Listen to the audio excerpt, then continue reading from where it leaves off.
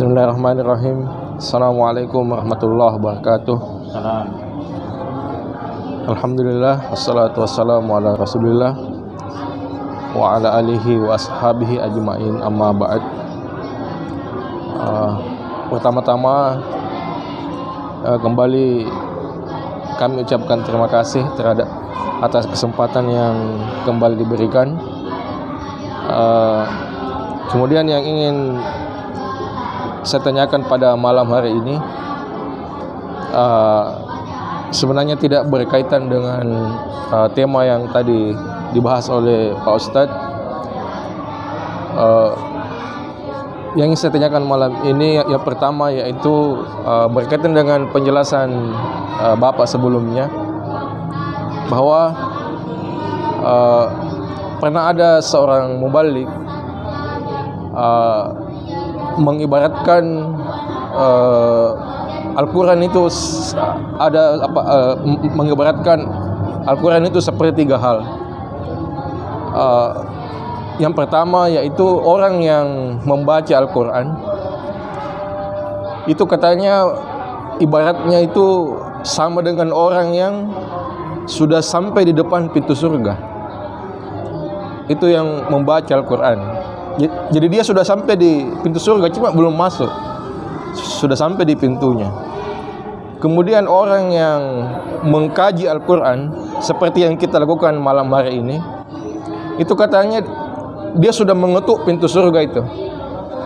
Jadi katanya kita malam ini orang yang mengetuk pintu surga. Orang yang mengamalkan Al-Quran itulah yang masuk ke dalam surga. Jadi apakah perumpamaan ini bisa dibenarkan bahwasanya kalau orang hanya sebatas mengaji misalnya, apakah betul bahwa dia hanya baru di depannya pintu surga?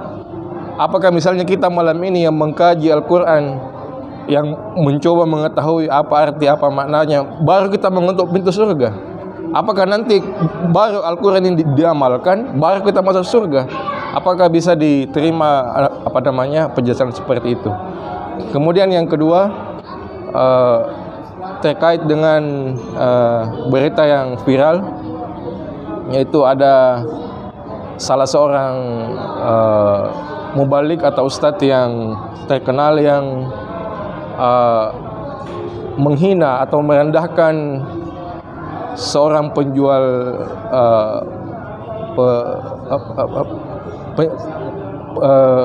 pedagang kaki lima penjual ST atau pedagang kaki lima.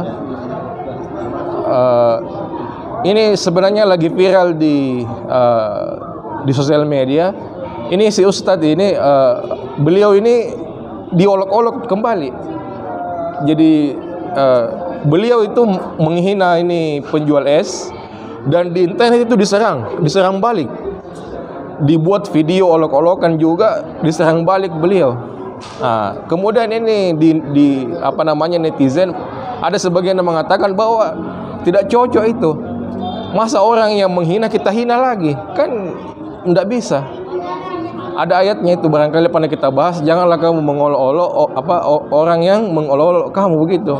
Ada barangkali begitu, tapi ada juga mengatakan bahwa ada salah satu katanya dalam dasar ilmu tasawuf itu, kalau kita dihina boleh kita balas menghina.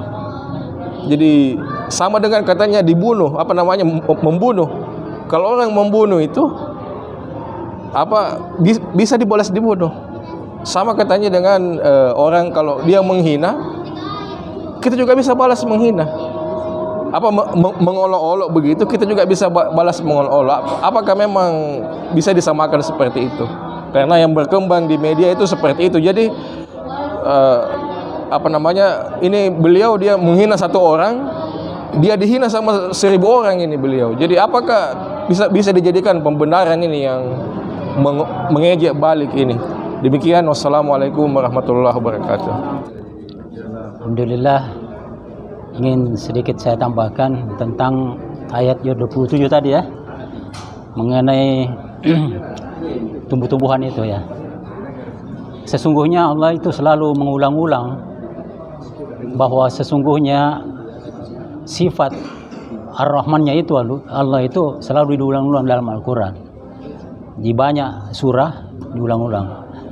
Ini untuk memperingatkan manusia bahwa Allah itu Maha Pengasih. Ya. Artinya tumbuh-tumbuhan itu hadir di bumi ini untuk manusia dan untuk hewan. Nah, itu menandakan bahwa kasih sayangnya Allah itu betul-betul tak terbantahkan ya. Maka nikmat mana lagi dari Tuhanmu yang kau dustakan? Fabi ayyi ala'i rabbikuma tukadziban. Kemudian yang kedua tentang olok-olok tadi itu, sebenarnya Allah Subhanahu wa taala itu sangat melarang orang mengolok-olok. Ya. Di surat Al-Hujurat itu banyak sekali itu larangan.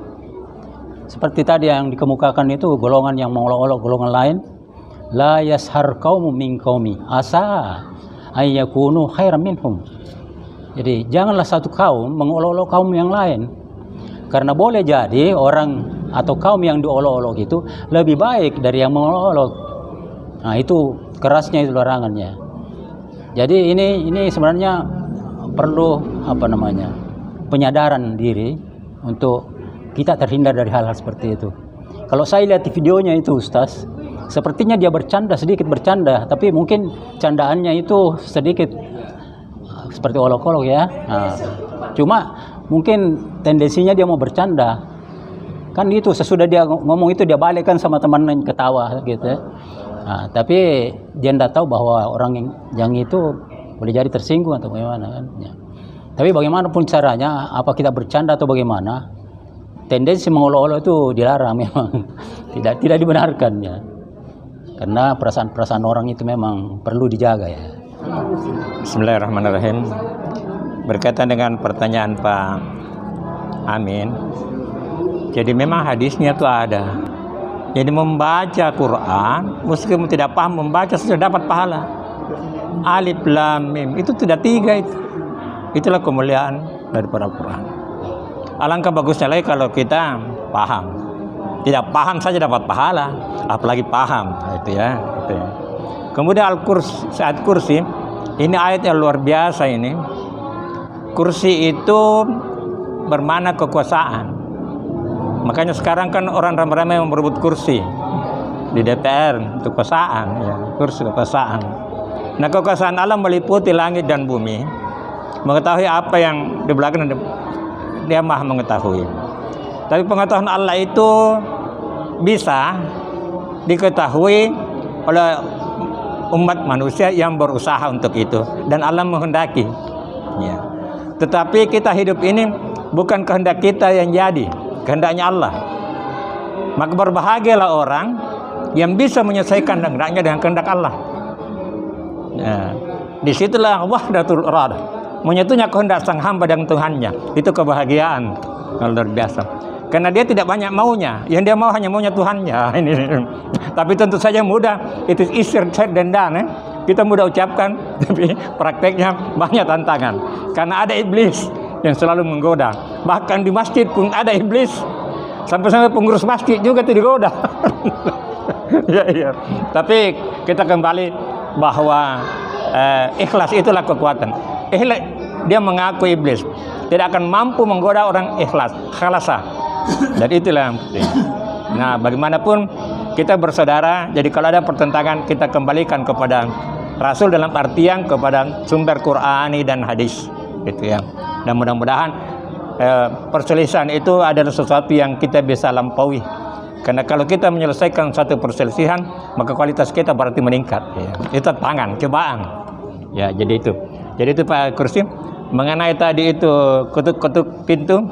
Ya, itu kan perumpamaan. Perumpamaan kan bukan suatu yang fakta, tapi suatu penggambaran. Bisa saja bukti pintu. Tapi kalau kita berpatokan pada hadis Rasulullah, khairukum man ta'allamal Qur'ana wa 'allamahu.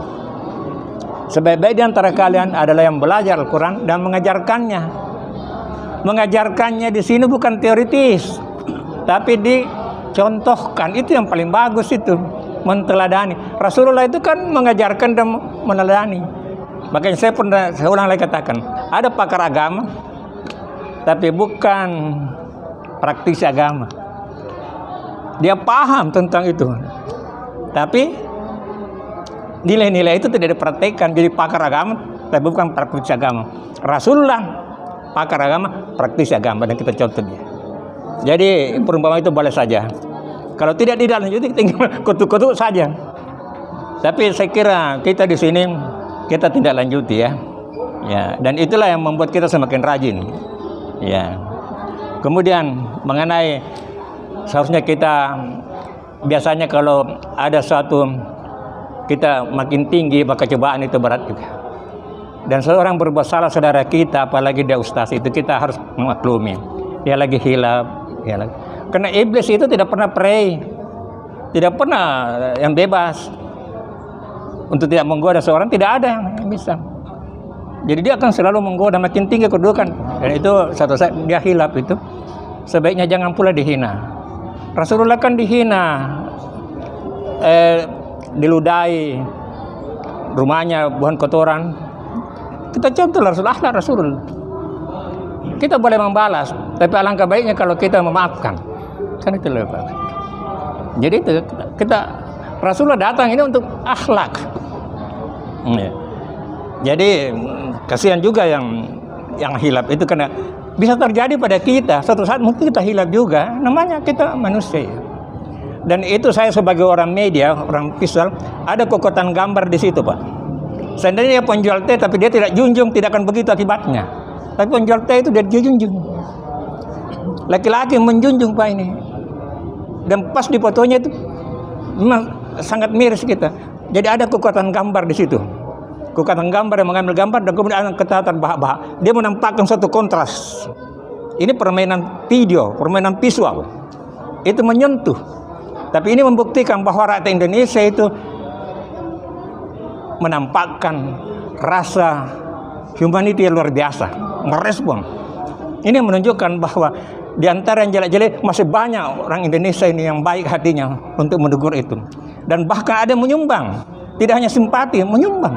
Bahkan ada yang untuk haji. Kebetulan ujung namanya haji. Haji, bukan haji, umrah. Ya, umrah.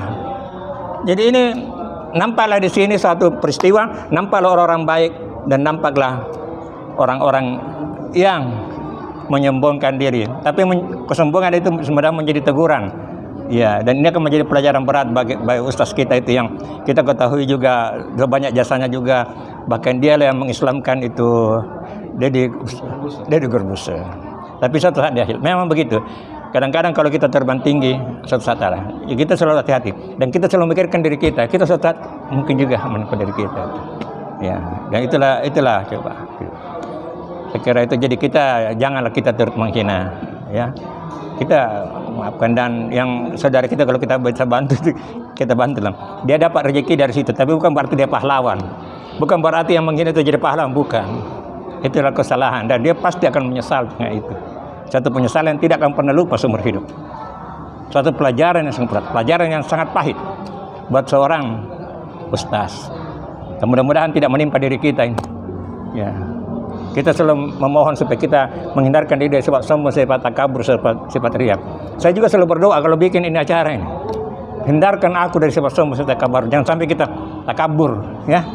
Karena ini kita disiarkan ini, disaksikan oleh banyak orang.